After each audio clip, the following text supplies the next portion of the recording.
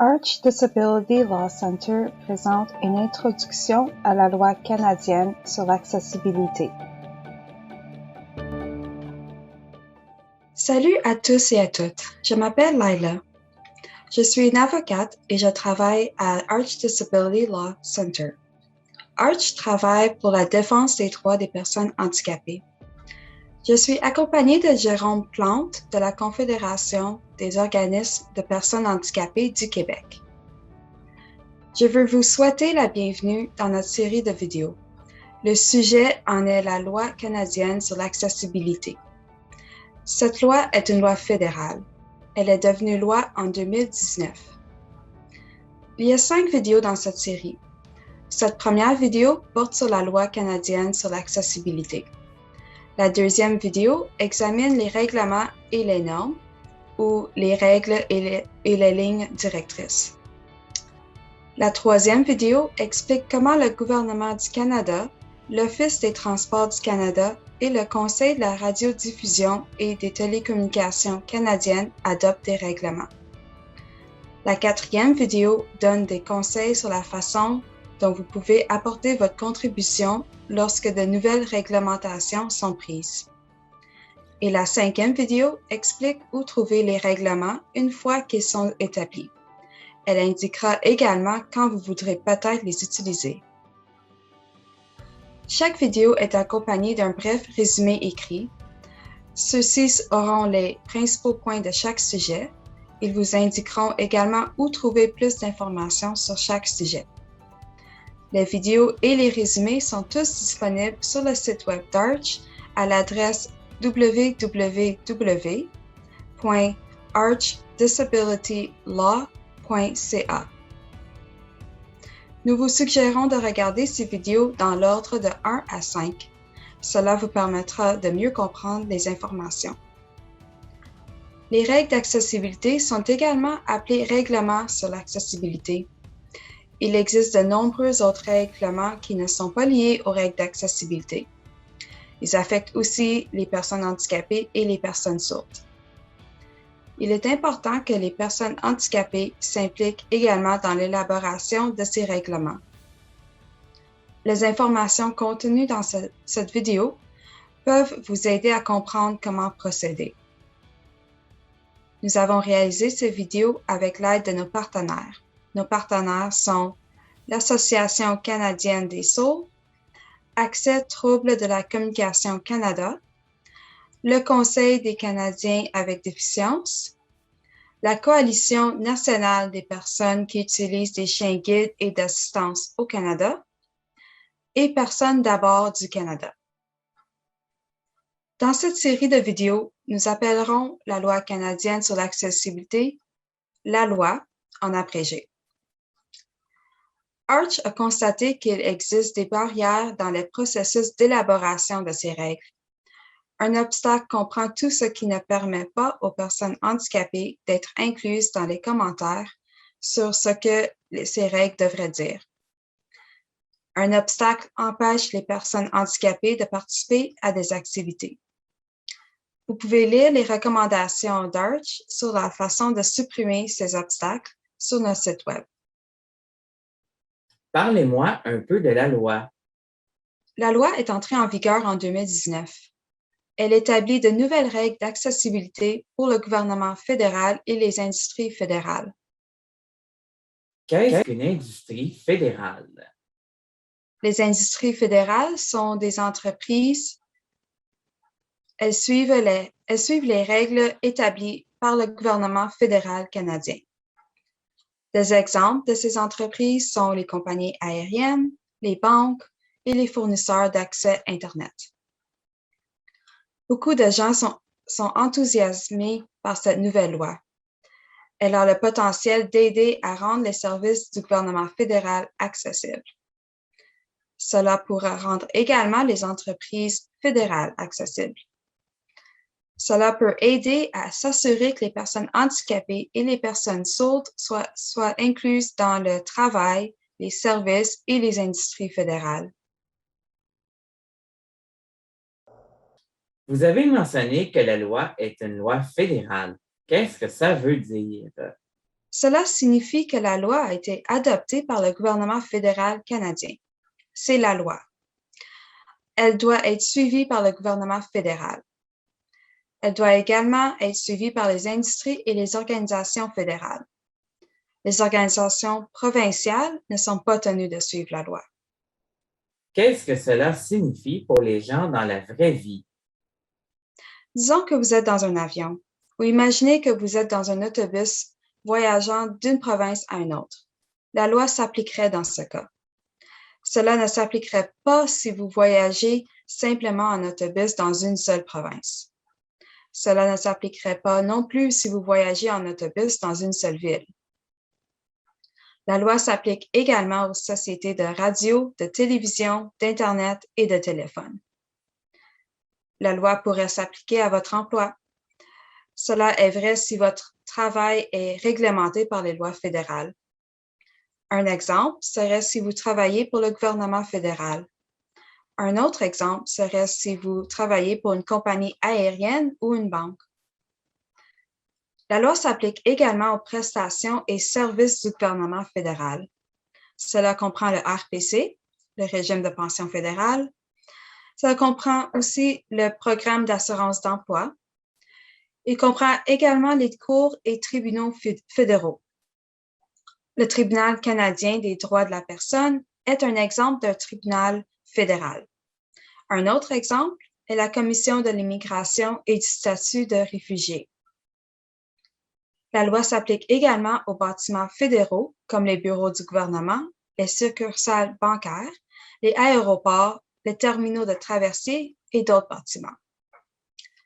Les organisations fédérales devront également respecter la loi. Vous avez expliqué que la loi s'applique au gouvernement fédéral et aux industries fédérales.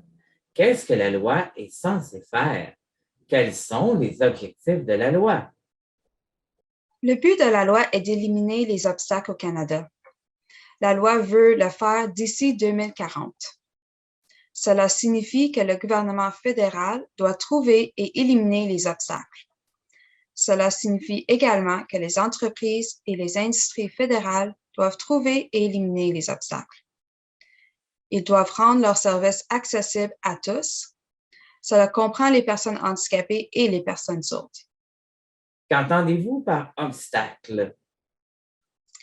La loi définit ce qu'est un obstacle.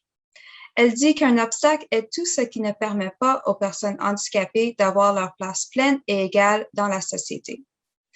Les obstacles affectent les personnes ayant des déficiences physiques, mentales, intellectuelles, cognitives, d'apprentissage, de communication ou sensorielles. Un obstacle les empêche de faire les choses habituelles que nous devons tous faire dans la vie. Quels sont quelques exemples d'obstacles? Voici un exemple d'obstacle lors de l'utilisation d'un guichet automatique. Il pourrait y avoir un soutien technique pour le guichet automatique avec un téléphone pour permettre au client d'appeler si la machine ne fonctionne pas. Mais si le téléphone n'est pas accessible aux personnes sourdes, cela constituerait un obstacle. Un autre exemple pourrait être lorsqu'une personne handicapée a une entrevue d'embauche avec le gouvernement fédéral. S'ils ne sont pas autorisés à utiliser leur appareil de communication assisté pendant l'entrevue, cela constituerait un obstacle. Des obstacles pourraient également être créés lorsque l'information sur les prestations fédérales d'une personne ne leur est pas envoyée dans un langage simple, ou un formulaire en ligne qui est sur une minuterie et expire trop rapidement, ça peut être un obstacle.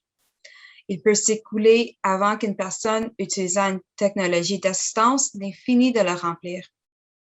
Il existe de nombreux autres exemples d'obstacles. La loi veut trouver et supprimer des obstacles comme ceux-ci et bien d'autres. Qu'est-ce que la loi a à voir avec les droits de la personne? Nous avons des lois sur les droits de la personne au Canada. Ces lois protègent les personnes handicapées et les personnes sourdes contre la discrimination. Les gouvernements provinciaux, territoriaux et fédéraux ont chacun leur propre loi sur les droits de la personne. La loi fédérale sur les droits de la personne s'appelle la loi canadienne sur les droits de la personne. Nous avons également la Charte canadienne des droits et libertés. Elle s'assure que le gouvernement traite tout le monde de la même manière, y compris les personnes handicapées et les personnes sourdes. La Charte et les lois sur les droits de la personne fonctionnent ensemble. Elles donnent aux gens le droit à l'égalité et à une protection juridique contre la discrimination. La présente loi est différente de ces autres lois. Elle ne donne aucun nouveau droit aux personnes handicapées et aux personnes sourdes. Elle crée de nouvelles règles que le gouvernement fédéral, les entreprises et les organisations fédéraux doivent suivre. Ces règles ont le potentiel de les rendre plus accessibles. La loi soutient le droit à l'égalité. La loi soutient le droit de ne pas subir de discrimination. Il pourrait être utile de considérer la loi comme quelque chose qui appuie la Charte des droits et libertés. Y a-t-il d'autres droits que la loi soutient? La loi permet également de respecter certaines parties de la Convention des Nations unies relative aux droits des personnes handicapées. La Convention est un accord international. Elle promeut et protège les droits humains des personnes handicapées. Elle dit que les personnes handicapées et les personnes sourdes ont le droit d'être traitées sur un pied d'égalité. Elles peuvent prendre leurs propres décisions. Leurs droits doivent être respectés. Elles doivent pouvoir participer pleinement à la société. Voici quelques points importants à prendre en regardant cette vidéo. La loi canadienne sur l'accessibilité est une loi fédérale. Elle explique comment rendre les espaces et les services plus accessibles. Elle doit être respectée par le gouvernement fédéral et les entreprises et organisations fédérales. La loi fonctionne de pair avec les lois sur les droits de la personne. Les lois sur les droits de la personne donnent à chacun le droit d'être traité sur un pied d'égalité. Cela comprend les personnes handicapées et les personnes sourdes. Ces lois protègent les gens de la discrimination. La loi fixe des objectifs d'accessibilité. Elle énonce des règles générales sur ce que les organisations fédérales doivent faire pour rendre les choses plus accessibles. Elle indique également quels bureaux gouvernementaux et législateurs établiront des règles plus spécifiques. Les règlements ou règles d'accessibilité indiquent aux organisations fédérales ce qu'elles doivent faire pour éliminer les obstacles.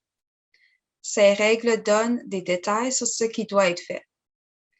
Le gouvernement fédéral doit suivre ces règles. Les entreprises et organisations fédérales doivent également suivre ces règles. Nous espérons que vous avez apprécié cette vidéo. Vous trouverez plus d'informations sur les réglementations dans les autres vidéos de cette série. Les autres vidéos vous en diront plus sur la façon dont les règlements sont élaborés. Elles décriront comment chaque agence établit ses propres règlements ou règles. Cela comprend le gouvernement du Canada, l'Office canadien des transports et le CRTC. Les vidéos décrivent également ce qui se passe une fois les règlements pris. Les vidéos expliquent comment les personnes handicapées et les personnes sourdes peuvent donner leur avis lors de l'élaboration des règlements. Nous espérons que vous regarderez les autres vidéos de cette série.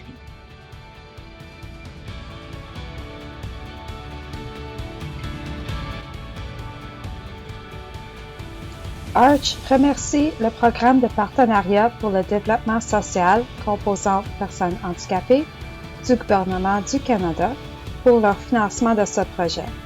Les informations contenues dans cette vidéo ne sont pas destinées à être un avis juridique. Consultez un avocat ou un travailleur juridique si vous avez besoin d'un avis juridique sur une affaire spécifique. Les informations contenues dans cette vidéo sont à jour au 31 mars 2021.